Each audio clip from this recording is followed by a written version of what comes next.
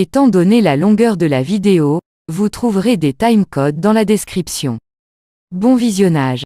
Salut à toutes et à tous, bienvenue sur ma chaîne Ciné-Série Galaxy. Ça y est, on y arrive, il était temps, j'avais vraiment envie de vous en parler et en même temps je redoutais de le faire. On va parler de Resident Evil, le reboot, Welcome to Raccoon City, qui est censé, je dis bien, nous faire oublier les films de Paul W.S. Anderson qui apparemment, soi-disant, n'auraient pas été aimés des fans. Étrange quand on sait que chaque film a cartonné avec plusieurs centaines de millions de dollars, film après film, mais j'y reviendrai. Donc, ce film, ce reboot, était censé nous faire oublier les soi-disant catastrophes avec Mila Jovovich. Qu'en est-il ? Qu'est-ce que j'ai pensé du film ? Je vais revenir sur la partie technique, réalisateur, budget, box-office, on verra un petit peu tout ça, les acteurs, le casting, on parlera aussi un petit peu de la bande originale, ça fait partie pour moi des points positifs, mais j'y reviendrai. Et puis on va parler réellement du scénar. C'est une vidéo 100% spoilers, comme d'habitude, à de rares exceptions, comme la semaine dernière où je vous avais parlé de Loup-Garou, l'adaptation, c'était sans spoilers. Cette fois-ci, j'estime que vous avez eu tous le temps de voir ce film.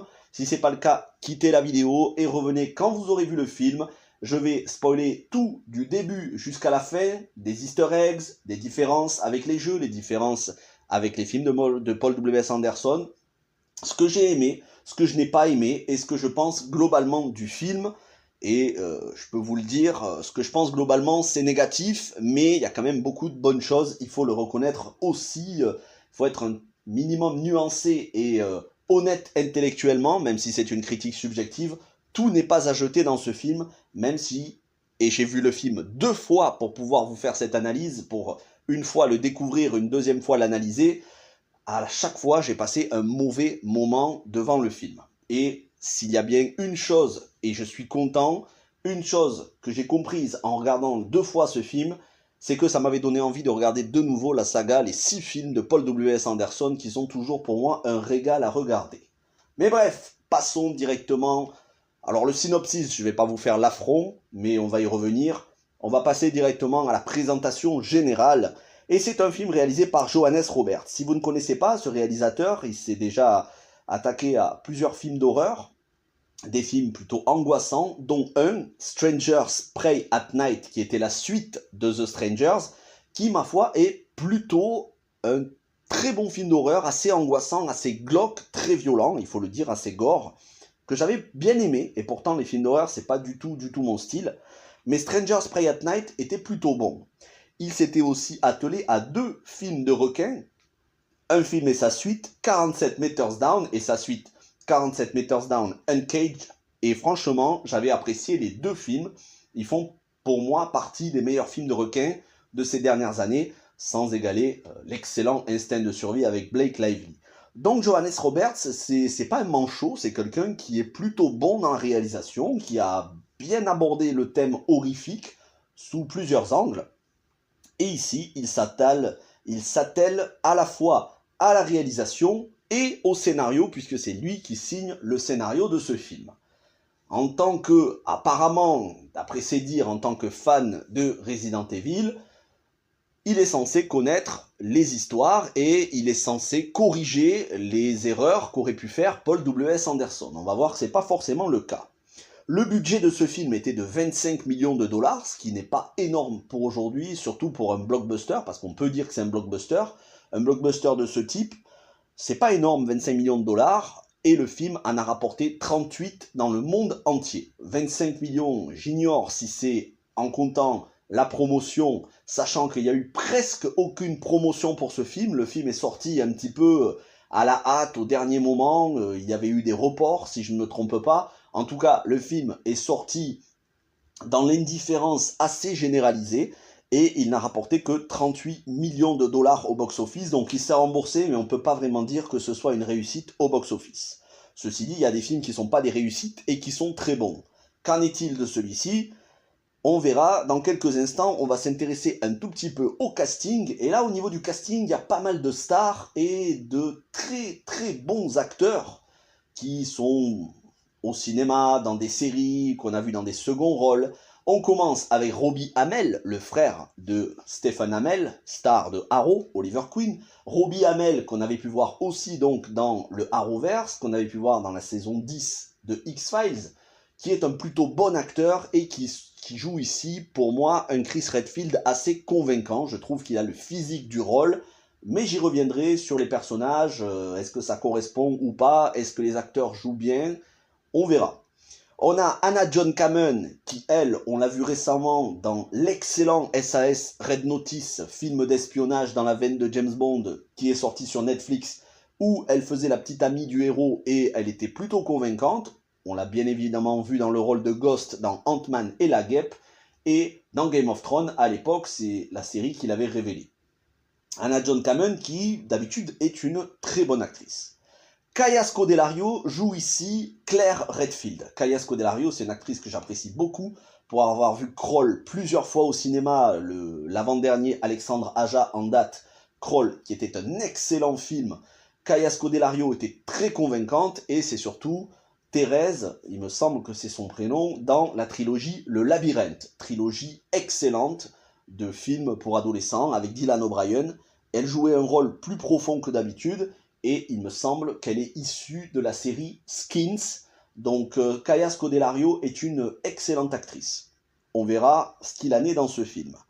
Pour compléter, on a Tom Hooper qui lui a été révélé avec Game of Thrones. Il faisait le frère de Samuel Tarly, il me semble Randall Tarly. Si je dis pas de bêtises, il faisait un fils Tarly qui est donc se confronter à Daenerys, si je ne me trompe pas, en saison 7. Et pour ce qui est du reste du casting, c'est composé de Donald Logue, Harvey Bullock dans la série Gotham, mais aussi Lee Toric dans Sons of Anarchy, et puis on l'a vu dans beaucoup d'autres productions. Vient compléter le casting pour le rôle de Léon, qui est un rôle extrêmement important dans les jeux, Léon Kennedy, Léon Scott Kennedy. Ici, c'est Avan Jogia, que je ne connais pas du tout, je ne l'ai jamais vu avant ça. Je ne sais pas si je le reverrai après, mais en tout cas, c'est lui qui interprète le rôle de Léon, rôle très très important. Et enfin, pour compléter, le rôle de William Birkin, personnage très important du jeu, qui est joué par l'excellent, toujours excellent, Neil McDonough, qui faisait Damien Dark dans le Arrowverse, que l'on a vu dans Marvel, aux côtés de Captain America, et dans tellement d'autres films. Je pense que vous l'aurez tous reconnu. Soit dit en passant, Tom Hooper fait Albert Wesker, un des personnages les plus importants de la saga. Je passerai sur tous les autres petits rôles, second rôles, qui ne sont pas importants, et on va directement passer à l'analyse. Les points forts, les points faibles, comparaison avec les jeux, comparaison avec les films de Paul W.S. Anderson, et je vais commencer par le positif, parce que ce film s'est tellement fait défoncer, on verra si c'est à juste titre, mais il faut quand même remarquer qu'il y a des gros points forts dans le film, c'est indéniable, et on commence par l'ambiance.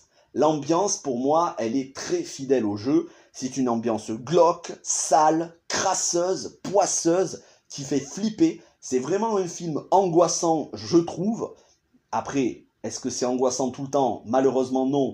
C'est bien souvent désamorcé par beaucoup de choses qui ne vont pas, mais à certains passages, je trouve qu'on est dans quelque chose de plutôt flippant, avec du suspense, parfois éventé par des incohérences, mais on est dans une intention de faire quelque chose de beaucoup moins tout public, entre guillemets, que les Resident Evil de Paul W.S. Anderson, que pourtant je préfère. Bref, ici, l'ambiance est vraiment, elle colle, je trouve, aux Resident Evil, les jeux, en tout cas les 3-4 premiers jeux. Le maquillage des zombies, ça c'est vraiment un point fort et je trouve qu'il y a eu du budget là-dessus parce que les zombies sont vraiment très bien faits. Et j'insiste sur le mot zombie parce que là, ici, on a affaire à de vrais zombies et pas des morts-vivants comme dans les films ou les séries coréennes. Et pourtant, les Coréens sont excellents dans ce domaine, mais ici, on a affaire à des vrais zombies qui marchent au ralenti. Bon, de temps en temps, ils ont un petit coup de speed, ils sont sous acide, on ne sait pas pourquoi.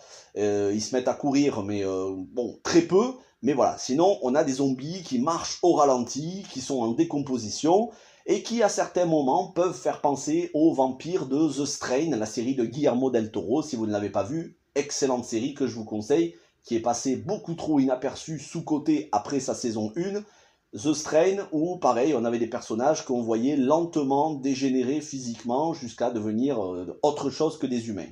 Ici, c'est le cas des zombies, mais il y a aussi des incohérences et on y reviendra dans quelques minutes par rapport à ça. Toujours est-il que voilà, le maquillage des zombies, il y a un soin qui est apporté, il y a un soin qui est apporté notamment aux créatures. Le Lickers, bien que n'étant pas aussi bien fait que celui de Resident Evil de Paul W.S. Anderson avec Mila Jovovich et Michelle Rodriguez, le Lickers était vraiment très bien fait, le liqueur dans Resident Evil.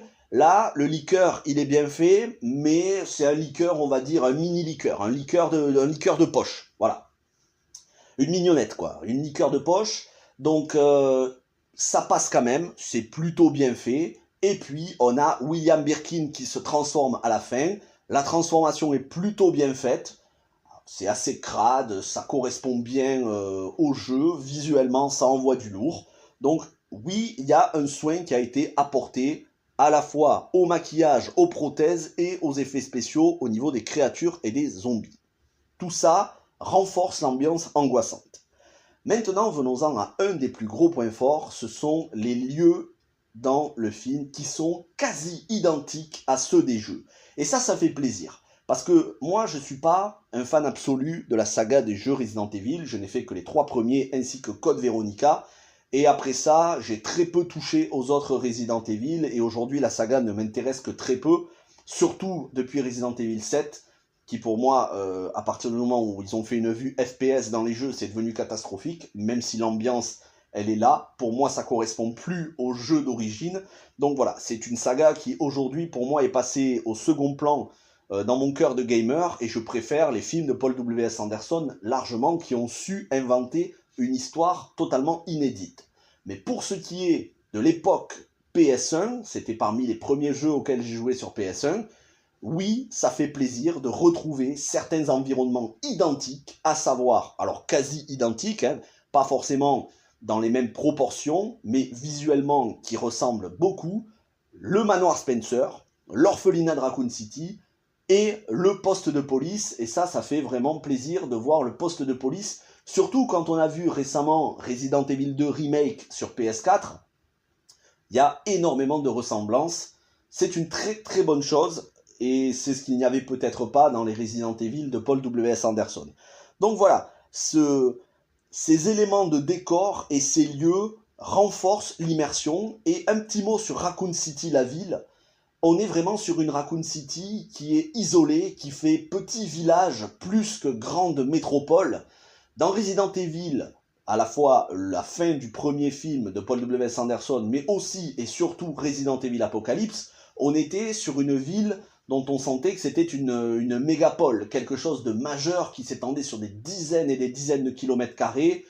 C'était beaucoup plus fréquenté au niveau de la ville, on sentait qu'il y avait des milliers de personnes. Là, dans ce Resident Evil, on est sur une Raccoon City quasi déserte, avec presque personne dans les rues, et ça me fait penser beaucoup plus au jeu, et pourtant, je préfère la Raccoon City des films de Paul W.S. Anderson, mais je dois dire que oui, ce Raccoon City de ce reboot est plus fidèle. Voilà, c'est plus fidèle dans l'ambiance, plus fidèle dans les lieux, plus fidèle dans les proportions. En tout cas, c'est pour moi un point positif. Passons maintenant aux easter eggs et aux fanservice, qui a énormément d'easter eggs et de fanservice. Je ne vais pas tous vous les faire, parce que, comme je vous ai dit, ça fait très longtemps que je n'ai pas joué au Resident Evil, et je n'ai plus les let's play que j'ai vus récemment sur les chaînes de collègues. Je vous encourage à aller voir la chaîne de OmniWalkFR, qui ont fait d'excellents lives sur les Resident Evil, notamment, il me semble, le remake, Rebirth. Mais quoi qu'il en soit, je vous encourage à aller voir les let's play pour vous remémorer. Moi, ça fait un moment que je ne les ai plus tous en tête. Donc, il y en a certains que j'ai repérés, mais assez peu quand même. Et la première chose, c'est le zombie de Resident Evil 1 dans le manoir Spencer. Le zombie qui se retourne lentement, dont on découvre le visage avec effroi. C'est une scène qui avait marqué énormément de joueurs à l'époque, moi y compris. Et ici, on retrouve cette scène. Sauf qu'avant ça, on a vu 400 ou 500 zombies accumulés, donc forcément, il n'y a plus l'effet de surprise horrifique qu'on pouvait avoir dans le premier jeu. Mais cet easter egg, il est là, et il fait plaisir. On a aussi les différents éléments, énigmes, pour pouvoir accéder à différentes pièces avec le piano. Où ici on a Albert Wesker qui tape quelques notes de piano et une porte secrète qui s'ouvre. C'est à peu près la même chose que dans les jeux, on avait beaucoup de ce genre d'intrigue, y compris le piano. Donc là aussi, ça fait plaisir. La fuite en train à la fin avec Léon, elle est très fidèle au jeu. D'ailleurs, la fuite avec William Birkin transformé qui les poursuit, là aussi, on est sur quelque chose de fidèle. Alors après, la mort de William Birkin, c'est un peu différent. On a aussi des personnages secondaires comme le chef de la police Irons qui est présent. Lui, alors par contre, mis à part le fait qu'il est là et qu'il a une mort similaire au jeu, par contre, son développement est catastrophique, mais ça, je vais y revenir dans quelques instants. Et le camion citerne qui explose devant le commissariat, qui est clairement repris des jeux copier-coller, ça fait plaisir. Autre gros point positif, les musiques des années 90. Alors les musiques, c'est quelque chose qui m'avait laissé circonspect avec la bande-annonce où on entendait le titre What's Up de Four Non Blondes et je me disais, ça colle pas du tout. Et en fait, en regardant le film, on réentend le morceau What's Up de Four Non Blondes. Et oui, c'est une bonne idée d'avoir pris des musiques des années 90, des musiques de rock ou des musiques de pop, de les avoir fait coller à certaines scènes, parce que en plus le film se passe dans les années 90, notamment en 98, alors là pour le coup c'est fidèle au jeu, puisque le jeu se passait en 98, donc ça correspond bien à la période et aux musiques qu'écoutaient les gens sur leur Walkman, sur leur baladeur ou à la radio. Donc là, ça renforce le réalisme des scènes. Et il y a une excellente scène pour moi, pour le coup, que j'ai vraiment beaucoup aimé les 2 fois où j'ai vu le film. Ça fait partie des rares choses que j'ai beaucoup aimé. C'est cette scène où le zombie entre en étant en train de brûler vif, immolé par le feu. Et il rentre dans le commissariat et on entend Crush de Jennifer Page. Et je trouve que c'est excellent. Voilà. Crush de Jennifer Page sur un zombie qui rentre dans le commissariat en feu, le décalage est excellent et cette scène, honnêtement, je dois le dire, m'a donné quelques frissons. Les 2 fois où je l'ai vu, j'ai trouvé que c'était ultra stylé. Donc, vous voyez, il y a quelques bonnes idées de temps à autre. Quelques bonnes idées sur 1h47 que dure le film.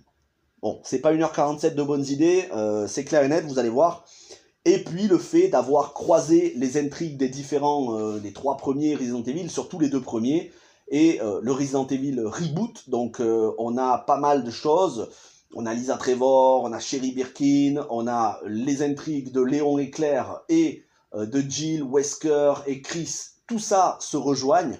Durant la majeure partie du film, d'ailleurs, leurs intrigues sont séparées, et puis à un moment donné, ça se rejoint, c'est là où ça diffère du jeu vidéo, parce que dans le jeu vidéo, ils se rejoignent pas, on n'a pas tous dans la même pièce Jill, Chris, Léon, Claire et Albert Wesker, c'est pas comme ça dans les jeux, mais c'est une adaptation, et je ne peux pas leur en vouloir, je ne peux pas en vouloir à Johannes Roberts, même en tant que fan des 3 premiers Resident Evil, d'avoir fait des modifications. C'est tout à fait normal d'avoir fait des modifications au niveau du scénario, c'est normal, c'est une adaptation et pas une transposition. Et ceux qui se plaignent de ça, c'est qu'ils n'arrivent pas à faire la distinction entre adaptation et transposition. On n'est pas sur du Watchmen de Zack Snyder où le mec adapte case pour case la bande dessinée en film. Quand vous voyez le film, vous avez l'impression de lire la bande dessinée. Non, ça c'est une transposition, c'est une adaptation ultra fidèle, tout ce que vous voulez, mais c'est pas une adaptation. Ici, on est sur une adaptation libre qui se veut un peu plus fidèle, qui veut, hein, j'ai pas dit que c'était, mais qui se veut un peu plus fidèle que les films précédents avec Paul W.S. Anderson. Ceci dit, si j'en veux pas à Paul W.S. Anderson d'avoir changé le scénario, il faut pas de 2 poids 2 mesures, je peux pas non plus en vouloir à Johannes Roberts d'avoir fait des changements dans le scénario, surtout que je ne trouve pas ça gênant du tout. Contrairement au changement de personnalité des personnages. Et là, je vais commencer avec les points négatifs. Je vais y aller dans l'ordre. Je vais commencer avec un point qui, moi, ne m'a pas trop gêné, mais je sais que ça a gêné, pour avoir vu pas mal de vidéos de fans absolus de la saga Resident Evil, je sais que ça en a gêné certains, c'est le personnage de Lisa Trevor. Alors, on nous présente pas du tout son background, toute son histoire avec ses parents, la mort de sa mère, le visage de sa mère qu'elle s'est greffé, qu'elle porte dessus sur elle comme masque, Du tout ça, on a occulté et on a fait de Lisa Trevor une enfant de l'orphelinat, amie avec Claire Redfield dans le même orphelinat lorsqu'elle était petite. Les deux sont amis, alors bon, c'est assez étrange pour une enfant de ne pas être effrayée par une créature assez monstrueuse, parce que Lisa Trevor, elle est très flippante quand même dans le film, elle est assez difforme. Bon, qu'une enfant de l'âge de Claire Redfield, à l'âge qu'elle a à l'orphelinat, c'est-à-dire une dizaine d'années, ne soit absolument pas flippée, en soi, c'est une incohérence. Mais pourquoi pas? Ici, donc, Lisa Trevor va se nouer d'amitié, elle va donner des indices, des infos, elle va un petit peu parler à travers des dessins de qui elle est à Claire Redfield, et donc plusieurs années après, dans l'action présente, dans le manoir Spencer, Claire, accompagnée de Léon, va retrouver Lisa Trevor qui va les aider en tuant le liqueur. Alors, elle déboîte le liqueur, moi ça m'a pas gêné, à la rigueur j'ai trouvé ça sympa, mais le personnage est gentil. Ah Claire, tu es mon amie. Bon, elle dit pas comme ça, elle le dit avec sa voix, on a l'impression qu'elle est en train d'agoniser quand elle parle, mais on sent que voilà, les deux sont amis. C'est pas du tout le cas dans les jeux, c'est pas comme ça que ça se passe. Et là, je me faisais la réflexion, moi si j'étais Léon, je dirais à Claire, mais attends, t'as des amis chelous. Et justement, c'est la réflexion qu'il fait. Il dit, t'as des amis bizarres. Donc, c'est pas vraiment, ça colle pas forcément avec le jeu, scénaristiquement parlant. Admettons, c'est pas un choix très gênant. Peu connaissent Lisa Trevor, c'est vraiment ceux qui ont fait tous les jeux et c'est pas forcément ceux qui regardent uniquement les films, ça va pas les gêner. Par contre, ce qui est un peu plus gênant, c'est William Birkin. William Birkin, pour le coup, c'est un personnage extrêmement important dans la mythologie Resident Evil, un chercheur qui est là depuis de nombreuses années aux côtés de Wesker, quelqu'un qui est sans scrupules, qui fait beaucoup d'expérience, qui est très lié à Umbrella. Et William Birkin, ici, il est expédié en 2 temps 3 mouvements. C'est un père de famille qui apparemment est très aimant, un père de substitution pour Chris Redfield, qui l'a adopté une fois que Claire s'est échappée de l'orphelinat enfant. Ici, William Birkin, c'est presque quelqu'un de sympa en fait. Et c'est pas du tout le cas dans les jeux. Il n'est pas comme ça. Et puis on a William Birkin qui se transforme, qui devient méchant en un claquement de secondes, et qui commence à dire à Chris Redfield, oui, je t'ai jamais considéré comme mon fils, je t'ai jamais aimé, je me suis toujours servi de toi. Et Chris Redfield, qui était attaché à William Birkin, qui, pareil, vraiment, hein, en quelques secondes, en un claquement de doigts, retourne sa veste et essaye de flinguer William Birkin en disant « je te déteste, t'es un pourri, sale ordure ». C'est absolument pas cohérent, en fait. Dans le développement qu'ont les personnages, qui se côtoient depuis maintenant des années, le père de substitution pour Chris, un père aimant pour sa fille chérie, et en un claquement de doigts, le mec devient un gros méchant, sans scrupules, il se transforme en monstre, il n'y a plus aucune humanité en lui. Je dois dire que on a enlevé toute la substance du personnage, toute la complexité, la profondeur, pour en faire un méchant lambda. Heureusement, c'est Neil McDonough qui joue, et Neil McDonough, il est toujours charismatique, avec ses yeux bleus ou ses yeux verts, je ne sais pas de quelle couleur ils sont, mais qui sont perçants, limite cruels. Il y a quelque chose d'assez fascinant dans le regard de Neil McDonough. Donc oui, McDonough, il est très bon dans le rôle, mais c'est le rôle qui est mal écrit. Bon, à la rigueur, là, on n'est pas sur le plus gros point négatif. Ensuite, on a des zombies qui parlent. Alors ça m'a surpris parce que je ne me rappelais pas, et vous me direz dans les commentaires si c'était le cas, je ne me rappelais pas que les zombies parlaient dans les Resident Evil, en tout cas dans les 3 premiers. Et ici, on a des zombies qui appellent à l'aide. Au secours, je me sens pas bien, j'ai une allergie, j'ai les yeux qui commencent à saigner, aidez-moi, je commence à pilcer le sang, j'ai bu de l'eau contaminée. C'est pas ça dans les jeux. Dans les jeux, c'est déjà des zombies, ça parle pas, et ils se dirigent vers vous, et ils essayent de vous bouffer. Ici, on a des zombies qui parlent, qui sont en train de se transformer petit à petit, mais qui restent humains une grande partie du temps. Et puis, on a des zombies qui sont à l'état de zombies, qui regardent les personnages et qui ne vont même pas vers eux. Je me rappelle une scène, il me semble que c'est dans le manoir Spencer, où il y a un zombie qui va, il me semble qu'il va vers Chris Redfield, et il ne le touche même pas. Presque, il change de chemin. C'est des choses qui ne sont pas du tout cohérentes. Donc, les zombies, ça va pas du tout. Ok, la transformation est bien faite, comme je vous disais, ça ressemble à des zombies façon The Strain.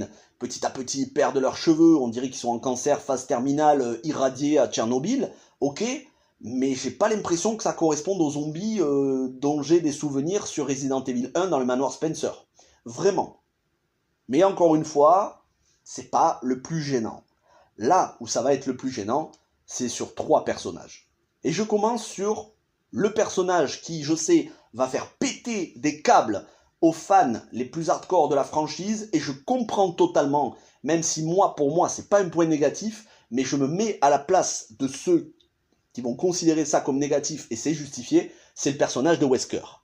Le personnage de Wesker, c'est un arriviste, c'est un mec ultra calculateur dans les jeux, c'est le grand méchant, vraiment, c'est le mec qui est derrière tout, qui a toujours plusieurs coups d'avance, et qui est sans scrupule. Il est prêt à tuer des enfants, il est prêt à tuer père et mère, n'importe qui en fait, pour pouvoir arriver à ses fins. Il est d'un machiavélisme hors pair. Et ici, ils nous ont fait de Albert Wesker un mec sympa. C'est un mec sympa qu'on a envie d'avoir comme pote, avec qui on a envie de faire des concours de fléchettes, d'aller boire des bières et de faire des bras de fer. Tom Hooper nous fait un Albert Wesker très sympa. Et même lorsqu'il est contacté pour pouvoir s'échapper et recueillir des données, donc pour trahir le groupe, même là, il a des scrupules. Il le dit à Jill Valentine, je suis désolé, il lui sauve la vie, elle lui sauve la vie à son tour, puisqu'on sent que Jill Valentine est amoureuse de Wesker, alors ça, je sais pas d'où c'est que c'est sorti, mais bon, encore, bon, admettons. Et on sent que le Wesker, il a des scrupules.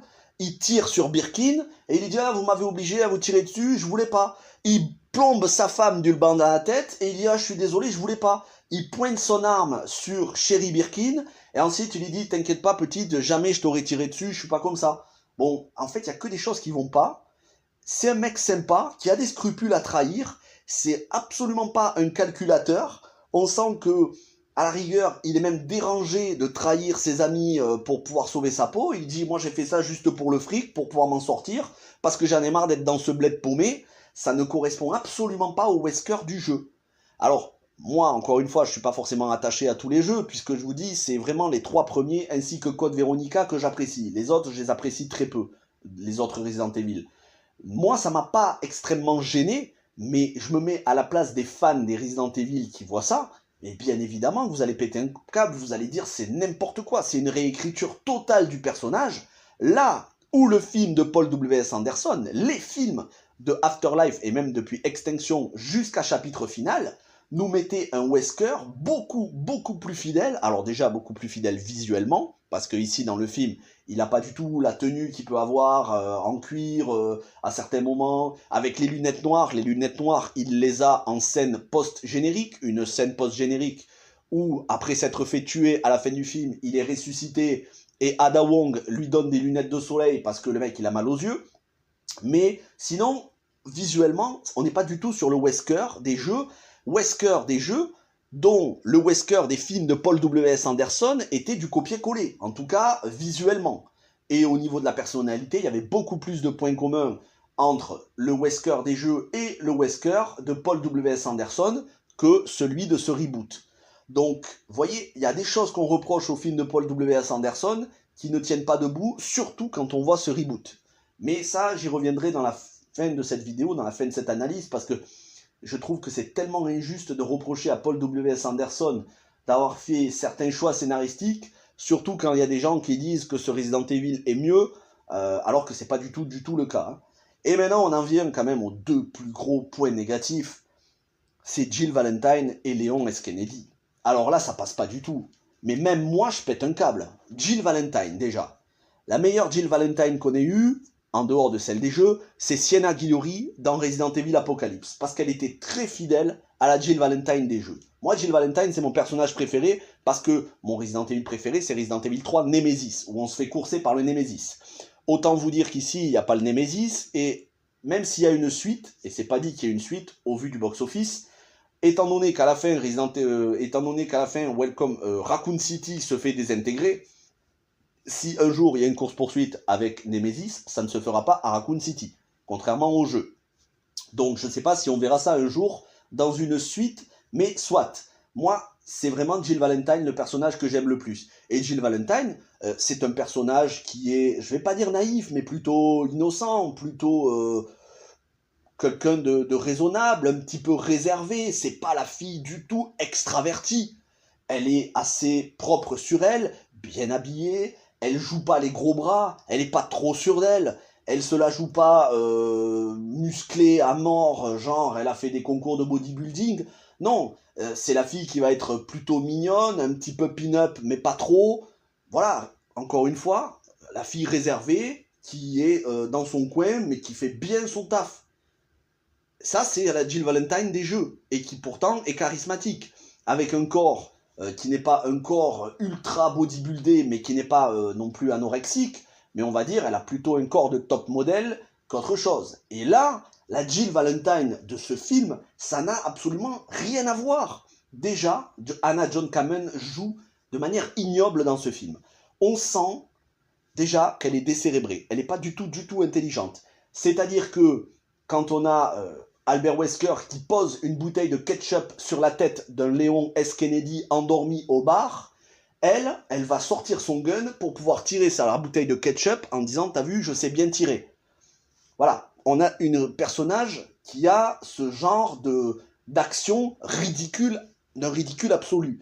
Et ensuite, pendant tout le film, elle va avoir des réactions comme ça. Elle va voir un oiseau, elle sait même pas que l'oiseau est en train de se transformer, c'est un corbeau qui est en train de se transformer en corbeau zombie. Elle est à 10 mètres de l'oiseau, elle va shooter dessus, juste pour impressionner Wesker. En fait, c'est une fille, on a l'impression qu'elle a un complexe, qu'elle se prend pour un mec. Elle fait 2 fois la carrure de Wesker et de Chris Redfield réunis, donc on sent qu'elle est passée à la presse, elle a dû soulever des haltères pendant un bon moment. C'est pas du tout la Jill Valentine des jeux, ne serait-ce qu'au niveau du physique. Et puis, elle n'a aucun charisme. Elle surjoue à mort. Je vous parle même pas de ses habits, c'est absolument pas du tout la tenue qu'elle a dans les jeux, mais alors je crois que le fait d'avoir fait une Jill Valentine avec les cheveux frisés, je crois que ça m'a fait péter un câble, parce que Jill Valentine, c'est pas ça du tout, hein, Jill Valentine. Elle n'a absolument rien à voir avec la Jill Valentine des jeux. Il est évident que pour quelqu'un qui ne connaît pas les jeux, qui n'a jamais joué, qui regarde Resident Evil juste comme un film comme ça pour se divertir, tout ça va vous passer à côté, et vous aurez bien raison, parce que vous regarderez le film pour ce qu'il est. Moi, je regarde le film en tant qu'adaptation. En tant qu'adaptation, c'est juste totalement différent. En fait, ça n'a rien à voir. Le personnage de Jill Valentine n'a aucune profondeur.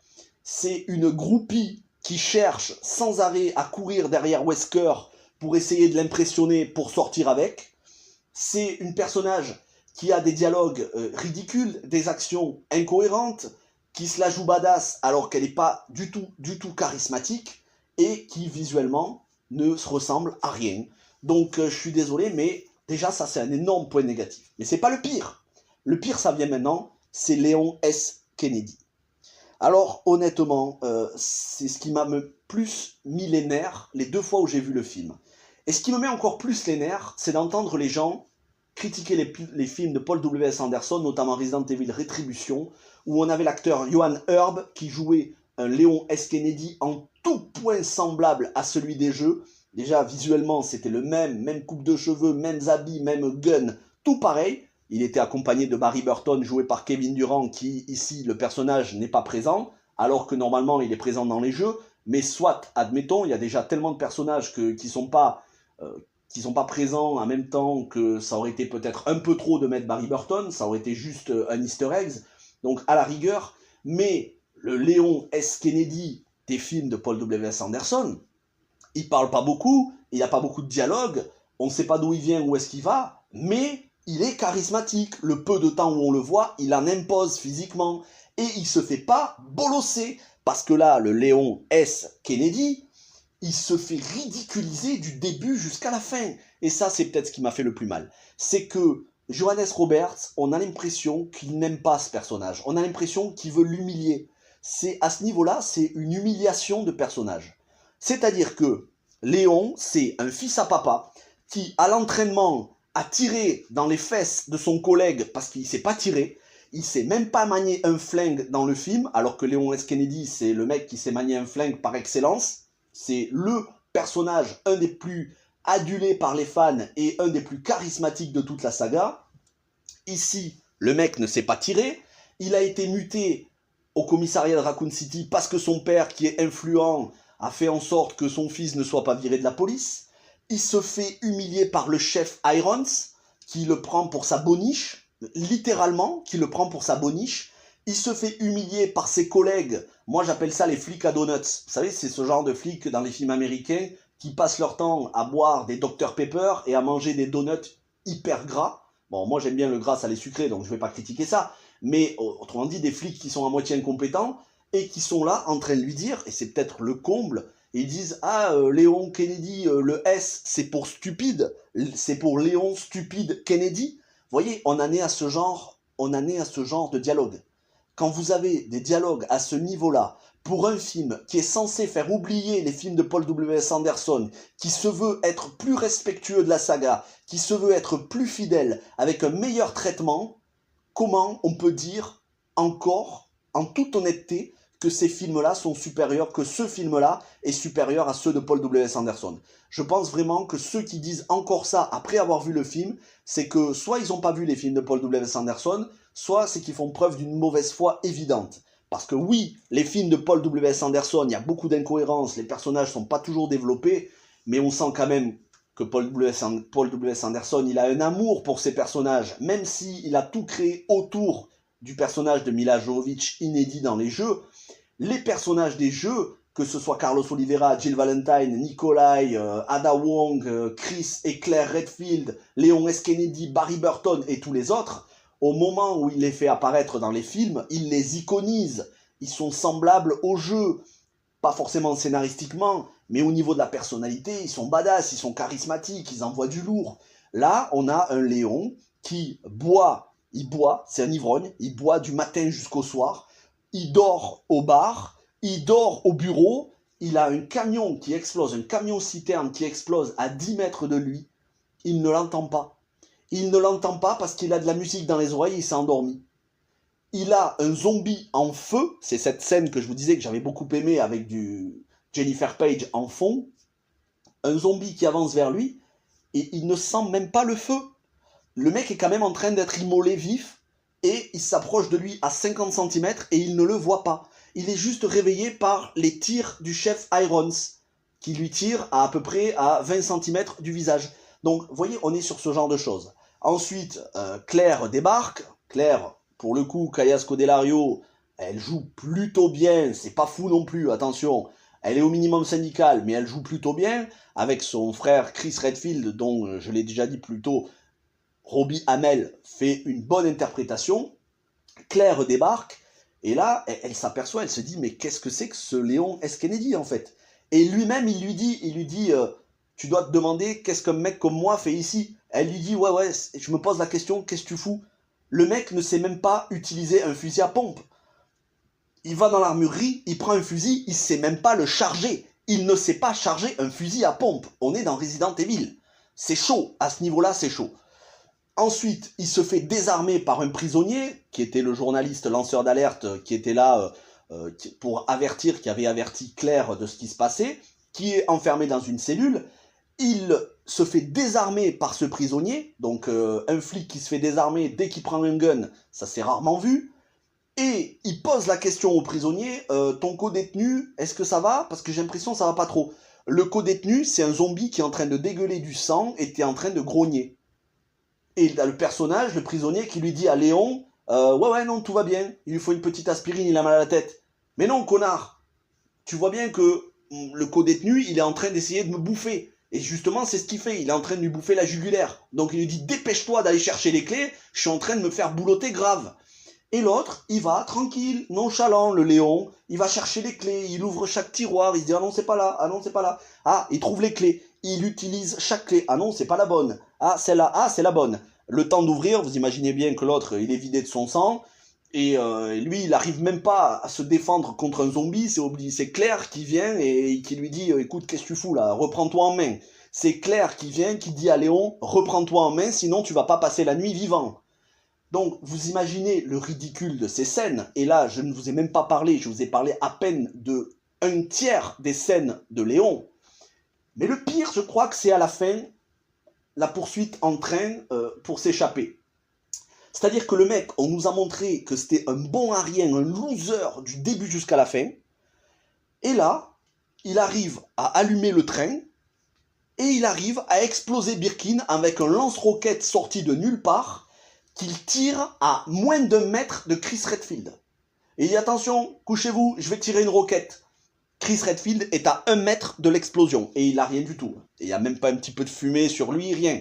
Donc, vous voyez, on est sur ce genre de choses, des personnages totalement incohérents, des personnages qui ne sont pas respectés, des scènes ridicules, mais d'un ridicule absolu, où on sent que Johannes Roberts, tout fan de Resident Evil qu'il dit être, malheureusement, il ne maîtrise pas la saga, et quand on ne maîtrise pas, on ne vient pas essayer de faire oublier les versions précédentes de Paul W.S. Anderson, qui certes différaient grandement au niveau du scénario, mais dont l'ADN des Resident Evil était là au moins dans les 2 premiers films, Resident Evil 2002 et 2004 Resident Evil Apocalypse, qui pour le coup étaient beaucoup plus fidèles à la fois dans l'esprit, le fond et la forme, et qui étaient surtout fun. Et quand je vois ce Resident Evil Welcome to Raccoon City, pour moi, il n'y a pas de fun. C'est peut-être ça qui me fait le plus mal, c'est que les 2 fois où j'ai vu le film, il n'y aura pas de 3e fois, il n'y aura vraiment pas de 3e fois, les 2 fois où j'ai vu ce film,